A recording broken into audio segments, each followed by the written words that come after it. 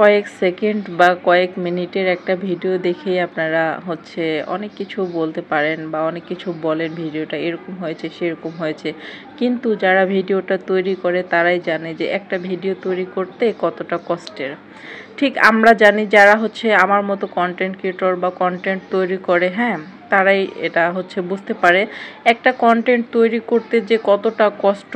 আমি যেমন আগে বুঝতাম না যে আসলে আমি দেখতাম সবাই খাচ্ছে দাচ্ছে রান্না করতেছে, ভিডিও করতেছে, আপলোড করতেছে, এই পর্যন্ত। তখন আমিও বসে বসে থাকতাম বাসায়, মানে একা একা থাকতাম, সময় মানে কিভাবে করব এরকম সময় থাকতো, অনেক সময় থাকতো হাতে। এর জন্য চিন্তা করলাম যে যদি আমিও করি, বসে যেহেতু আছি বাসায়, সেজন্য এই টাইমটা একটু কাজে লাগাইতে চাইলাম যে না, ফেসবুকে একটা আইডি খুলি, প্রফেশনাল মোডটা অন করে দিয়ে একটু কাজ করে দেখি অন্যরা তো করতেছে।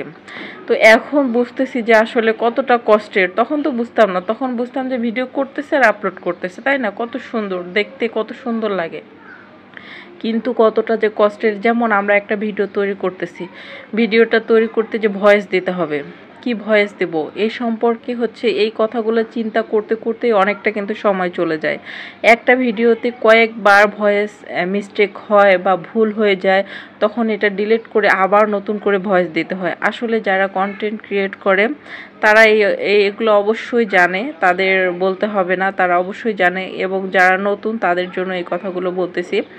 তো এটাই আর কি। আমি আগে ভাবতাম যে অনেক সহজ, কিন্তু আসলে এখন মানে বুঝতেছি আসলে যারা একবার পপুলার বা ভাইরাল হয়ে গেছে তাদের আর ওরকম কোনো সমস্যা হয় না। তারা যাই ছাড়ে, যাই আপলোড করে, তা থেকে সেটাই ওদের ভাইরাল, সেটাই সবাই দেখে, লাইক কমেন্ট করে। কিন্তু আমরা যারা ছোট ছোট ইউজার আছি, তাদের আসলে অনেক কষ্ট করতে হয়, মানে সারাদিন পরিশ্রম করতে হয়। যেমন একটা ভিডিও আপলোড করলাম, এ পর্যন্তই কিন্তু শেষ না, হ্যাঁ, আপলোড করার পরে কিন্তু আমাদের মানে অনেক ফেসবুকে কাজ করতে হয়, সবাইকে লাইক কমেন্ট করতে হয়।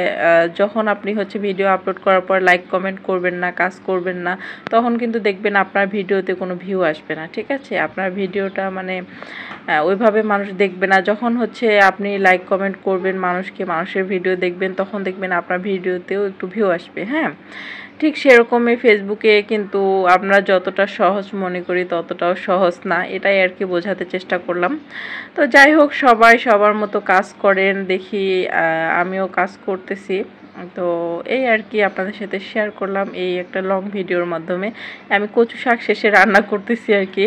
কচু শাক এটা ফ্রিজে রেখেছিলাম, হ্যাঁ, ফ্রিজ থেকে বের করে এইভাবে আর কি ভেজে নিচ্ছি। আর বিকেলের নাস্তা, এটা আমার অনেক পছন্দ। যারা আমার ভিডিও দেখেন সবাই অলওয়েজ জানেন যে আমি এটা প্রায় খাই। এই আর কি। সবাই ভালো থাকবেন, সুস্থ থাকবেন। আসসালামু আলাইকুম।